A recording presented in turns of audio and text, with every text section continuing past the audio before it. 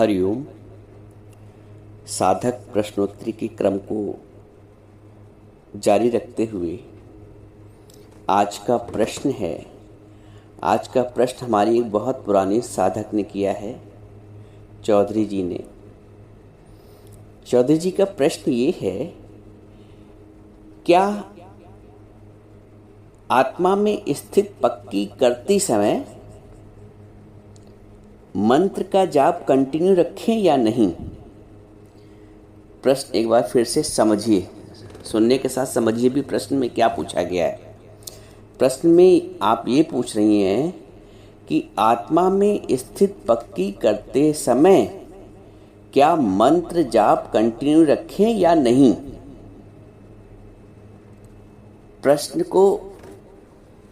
ये प्रश्न भी समझने वाला है, उत्तर तो हम समझेंगे, प्रश्न भी समझने वाला है। प्रश्न में ये पूछा जा रहा है कि आत्मा में स्थित पक्की करते समय मंत्र जाप कंटिन्यू रखें या नहीं। प्रश्न का उत्तर देने से पूर्व आपको बता दें कि जो प्रश्न है चौधरी जी द्वारा किया गया है। चौधरी जी हमारी पुरानी साधक हैं और ये तब की साधक हैं जब ये नवरत्न की प्राप्ति नहीं हुई थी। हालांकि वो भी नवरत्नों में से एक हैं, लेकिन ये तब की साधक है, पुरानी।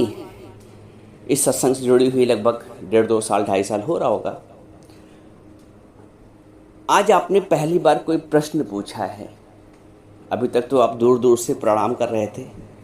आप दूर दूर से प्रणाम ना करें, इसी के लिए ये प्रश्नोत्तरी का कार्यक्रम प्रभु ने अंदर संकल्प डाला।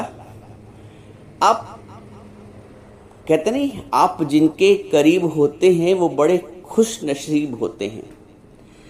हम अपने गुरु के, हम अपने परमात्मा के और करीब होते जाएं। संसार से तो करीब रहे ही हैं और संसार में ही हैं, लेकिन संसार में रहते हुए हम परमात्मा के करीब हो जाएं, ये बड़ी बात है। ये गुरु सिखाता है। तो आपका प्रश्न आपने सुन भी लिया और समझ भी लिया।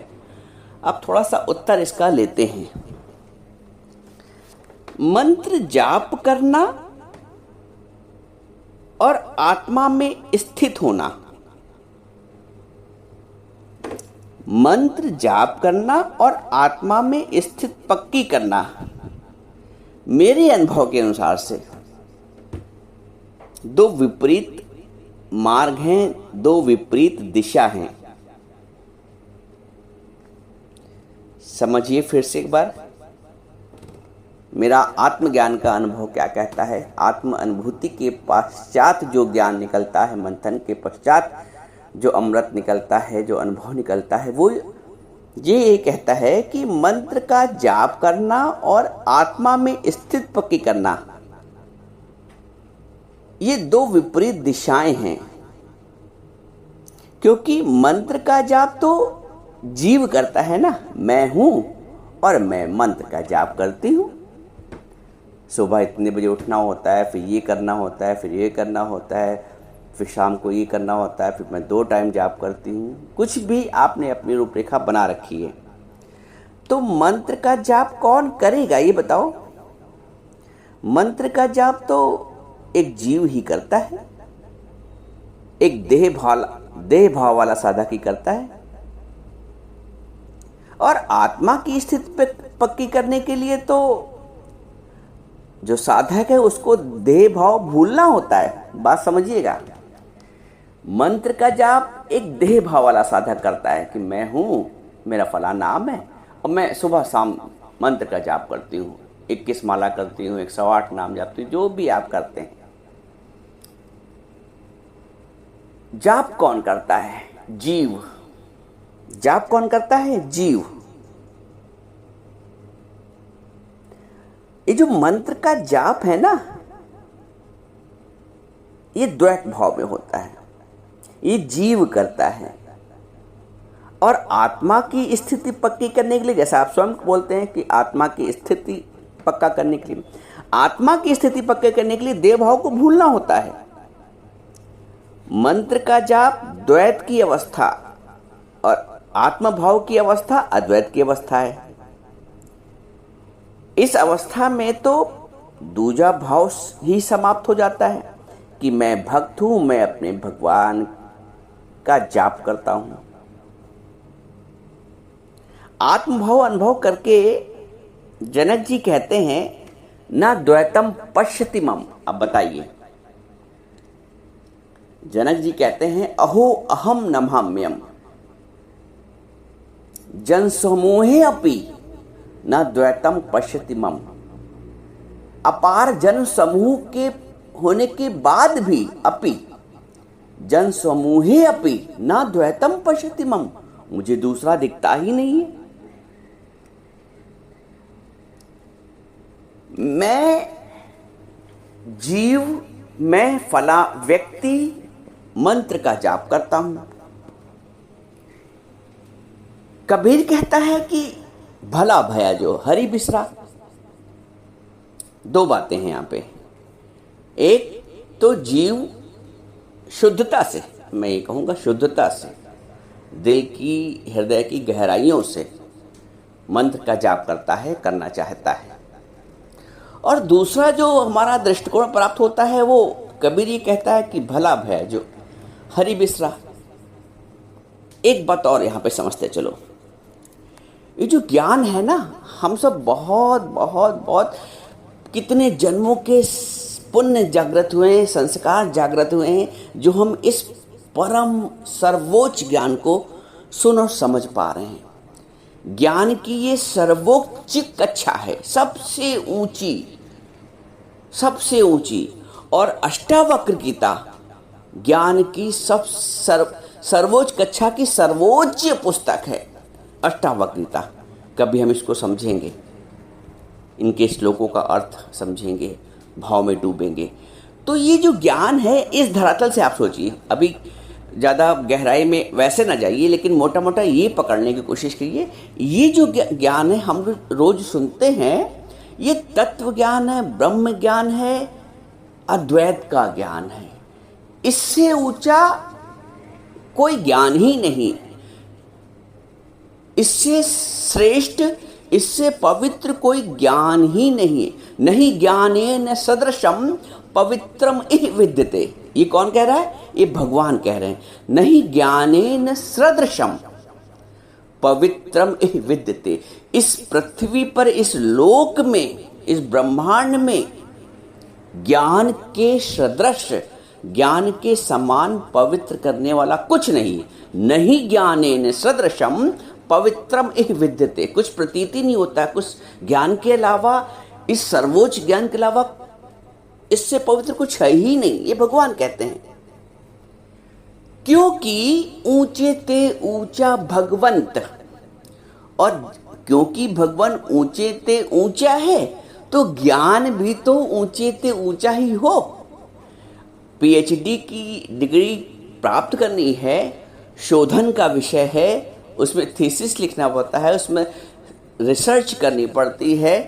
तो ये जो ज्ञान है, अध्यात्म विद्या, ये सब विद्याओं का राजा है। अध्यात्म ज्ञान, अध्यात्म ज्ञानम, भगवान ने अध्यात्म ज्ञान को सर्वोच्च बोला है। अध्यात्म ज्ञानम नित्यत्वम। हम सब अध्यात्म, देखो कक्षाओं का ऊपर तो बढ़ना ही पड़ेगा ना, स्तर तो ऊंचा होना ही चाहिए ना। जरूरी थोड़े हर कि जीवन भर प्राइमरी में पढ़ते रहें।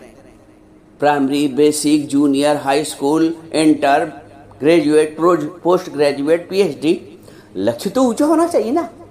ये जो हम द्वैत के कर्म करते हैं अच्छे हैं, कुछ ना करने से अच्छे हैं। सात्विक भाव को जन्म देते हैं, सात्विकता प्रदान करते हैं, शुद्धता प्रदान करते हैं, लेकिन यहीं पर ठहरना नहीं है। भगवान ने गीता में नवधा भक्ति आई है ना, सॉरी, उसमें रामायण में नवधा भक्ति आई है। तो नवधा भक्ति में एक भक्ति ये भी है, चौथी पांचवी भक्ति है कि मंत्र जाप मम दृढ़ विश्वासा, पंचम भजन सो वेद प्रकाशा। भगवान कहते हैं मंत्र जाप और मुझ में दृढ़ विश्वास, ये भक्ति के अंदर आए। एक भक्त है जो भक्ति करता है, तो भक्ति के लिए 9 प्रकार की भक्ति बताई गई है रामायण में। तो उसमें चौथी या 5वीं भक्ति ये है कि मंत्र जाप मम दृढ़ विश्वासा। पंचम भजन, 5वीं भक्ति, पंचम भजन सो वेद प्रकाशा। कौन सा भजन? 5वीं भक्ति किसको बताया? पंचम भजन सो वेद प्रकाशा। वो भजन जो वेद से प्रकाशित हैं, बात समझो, जो अद्वैत से भरे हुए हैं। पंचम भजन सो वेद प्रकाशा, जो वेद। अब इतना गहरा अर्थ कोई समझाता ही नहीं है, रामायण में इतना गहरा अर्थ है। पंचम भजन सो वेद प्रकाशा, जो वेद से प्रकाशित हो रहा है, उस परम तत्व से, अद्वैत ज्ञान से निकल के आ रहा। वो भजन नहीं कि मुरलिया वाले और तेरी आंखों पे और तेरे नैनों पे बल जाऊं। वो भजन जो वेद से प्रकाशित है। पंचम भजन सो वेद प्रकाशा। मंत्र का जाप, फिर समझिए, मंत्र का जाप बहुत उत्तम बात है। हृदय के धरातल को शुद्ध करता है, मन को पवित्र करता है, वातावरण को पवित्र करता है, बहुत कुछ प्रदान करने वाला है, आध्यात्मिक ऊर्जा का वर्धन करता है, सकारात्मकता से भर देता है, वातावरण को शुद्ध करता है। जितने भी लाभ कहे जाएं कम हैं, सब कुछ प्रदान करता है। परंतु अब एक क्लास इससे ऊपर भी तो उठो। क्या नहीं उठना चाहते हो? मैंने अक्सर लोगों को देखा अपनी मान्यताओं के आधार पर चलते हैं। जो उन्होंने मान्यताएं बना रखी हैं उसके आगे वो सुनना ही नहीं चाहते, और जब सुनेंगे नहीं तो समझेंगे कैसे? आप चूंकि साधक हो, आप सुनो और समझो और धारण भी करो, क्योंकि हमें ऊंचे से ऊंचा भगवंत की बात समझनी है, क्योंकि हमें ऊंचे से ऊंचा ज्ञान समझना है, क्योंकि हमें ऊंची से ऊंची कक्षा में प्रवेश करके क्वालिफाई करना है कि नहीं? कि वहीं पड़े रह जाओगे घंटी बजाने में और मन से बड़बड़ करने में। मन से बड़बड़ करने में कुछ नहीं आता है। मैंने कई लोगों को देखा, नहाए धो के आए, कुर्सी पर बैठ गए और जो भी मंत्र में मन में पढ़ना है पढ़ लिया, और जैसे ही वहां से उठे अपने स्थान से, अपनी कुर्सी से, अपनी आसनी से, फिर तेरा मेरा लत तेरे की धर तेरे की, फिर बहू और सास शुरू हो गई। ये क्या मंत्र जाप है? मंत्र जाप में होता है गुम हो जाना। आप गुम हुए।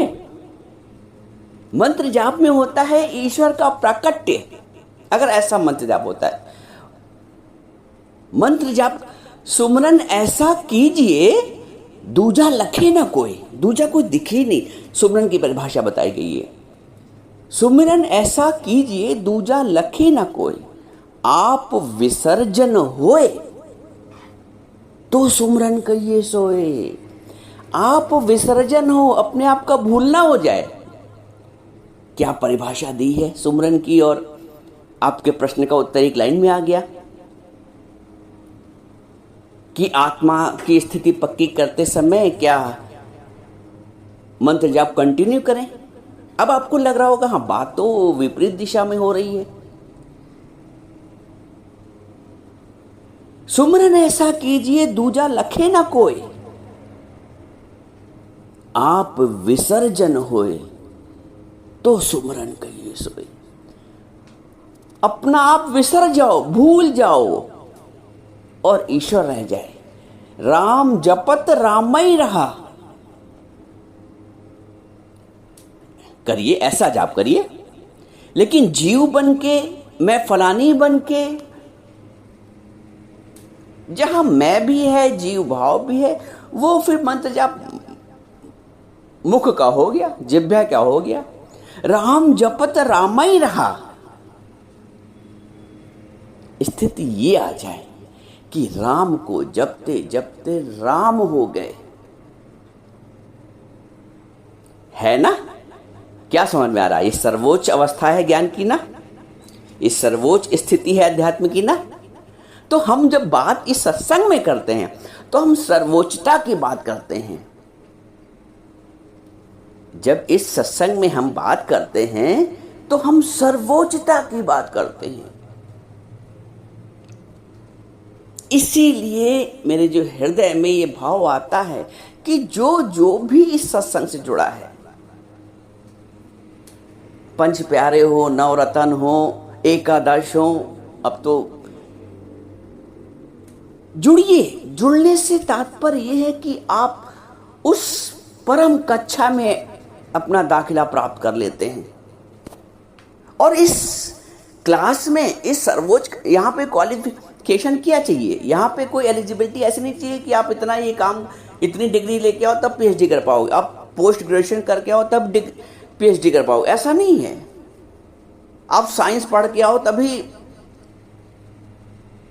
वैज्ञानिक बन पाओगे। अरे ये अध्यात्म विज्ञान का है। एक देहात का आदमी भी, एक अनपढ़ आदमी भी, एक वृद्ध मनुष्य भी योग्यता रखता है ब्रह्म ज्ञान की कक्षा में बैठने का।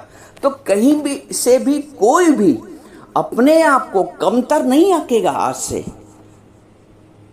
कोई कहीं से भी इंफीरियर अपने आप को ना समझे कि अब तो बहुत टाइम निकल गया, अब तो बहुत आयु चली गई, अब बुद्धि नहीं काम कर। बुद्धि का काम ही नहीं है इस ज्ञान में।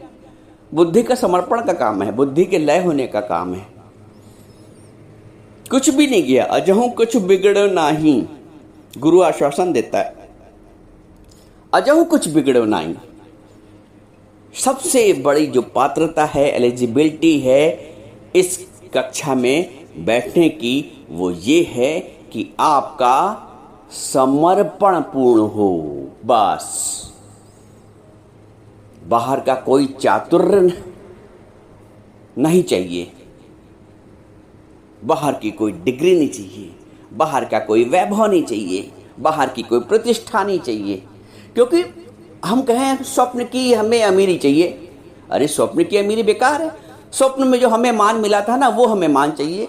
अरे ये तो अज्ञान की बात है। तो जगत का भी ऐसे कुछ भी प्राप्ति है ना, तो वो अज्ञान की बात है। जगत से कुछ नहीं चाह के भी हम आत्मभाव में स्थित हो सकते हैं। तो आपका उत्तर ये है कि आत्मा में स्थित पक्की करने के लिए अपने आप का विसर्जन करना आवश्यक होता है। जीव भाव का, देह भाव का लय होना, क्षय होना, विसर्जित होना, विस्मरण होना आवश्यक होता है। क्योंकि जब तक जाप करोगे तो जाप का जो भाव है ना, वो भाव तुम्हें अध्यात्म की पवित्रता से नहीं जोड़ने देगा, क्योंकि वो जीव भाव बना ही रहेगा। और यहाँ जीव भाव का नाश है, ब्रह्म का प्रकाश है। तो ब्रह्म के प्रकाश, ब्रह्म के ज्ञान से प्रकाशित होने के लिए, ब्रह्म के भाव से प्रकाशित होने के लिए आपको देह भाव से ऊपर उठना पड़ेगा। और देह भाव से ऊपर उठना सत्संग के माध्यम से, प्रतिदिन के सत्संग के माध्यम से, गुरु के सन्मुख सुनकर, बैठकर स्वतः और सहज हो जाता है। कुछ भी करने की आवश्यकता नहीं, वचनों को मानते ही जीवन बदलती है। तो ये एक अवस्था है जहाँ से आपको और ऊंचा उठना है आत्मा की स्थिति पक्की करने के लिए। अंत में एक बात और, कि यदि ये समझ में आया हो तो हमें अपना भाव अवश्य लिखें, और यदि नहीं भी समझ में आया है तो श्रद्धा भाव से आप पूछ भी सकते हैं। दूसरी बात, जैसा कि मैंने कहा कि रोज़ आपकी अटेंडेंस लगनी चाहिए। जो भी सच्चे साधक हैं अपना भाव लिखिए, और नहीं लिख पाते हैं तो हरिओम लिखकर अपनी अटेंडेंस लगाइए, ये बहुत आवश्यक है। तो क्या समझ में आया है? भाव से भरे हैं, कि अभी कुछ शेष है, वो सब अपनी हृदय की अवस्था आप हमें लिखें।